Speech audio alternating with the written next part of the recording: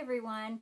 Today I just wanted to share my story on how I got my Eagles syndrome diagnosis. I've noticed that there's not really any videos out there about Eagle syndrome, and so I just wanted to tell you guys my story. So I ended up being at my ear, nose, and throat doctor, getting diagnosed with another rare condition called patulous Eustachian tube. I always say that wrong. But that is a condition where my Eustachian tube stays open all the time, and it sounds like my head's in a barrel. It is the opposite of what most people get when they get like an ear infection. Your tube will get clogged, and you'll feel like you've got water in your ear, that sort of thing.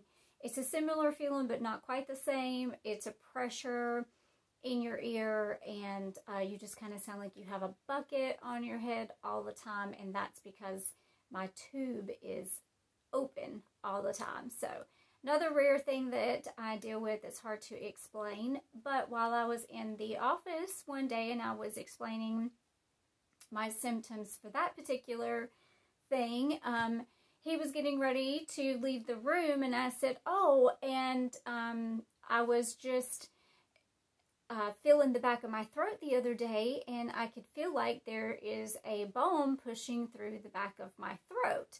And he was just kind of looked back at me, and he's like, why do you have your hand down your throat? Why are you doing that? And I said, well, because I can feel it. It's literally something pushing through the back of my throat. I could palpitate it through my tonsil area in the back of my throat. So he just nonchalantly leaves the room, and he says, go home and look up Eagle syndrome, but you don't have it because it's rare. Well, I'm rare. I'm special. So, of course, I go home and I research it, and it just falls right into my symptoms of everything, from having really bad neck pain, from having constant sore throats. I would lose my voice from time to time. It would cause headaches. The same thing that kind of went in with having the issue with my tube. So it was just all kind of related. It was almost kind of one of those chicken and egg situations. So you didn't really know what was, causing what. So I ended up getting back with him, and I said, I think that you're onto something. I may have this. Let's do the imaging for it. We did the imaging, and indeed I did have Eagle syndrome. And not only did I have it, I had it bilateral, so both sides. It's where your styloid processor, which is a tiny little bone that is at the back of your neck, calcifies, ossifies, and the ligaments, the processor, your styloid processor, goes into ligaments, and it's actually what kind of helps hold your, your head up, your head straight. I'm not sure if I said that correctly, but anyway, the ligaments that are attached to the styloid processor end up calcifying, ossifying, and that is what happened. And my bones were quite large, and this one on this side, on my left side, was almost touching my hyoid bone. So I had to get them both removed, and you do have a choice typically to have an incision on the outside of your throat, which is more invasive, but it is better for the surgeon to see the bone and remove the bone, or they can go in through your throat, through your tonsils, and just basically fracture it from the base of your skull and pull it out.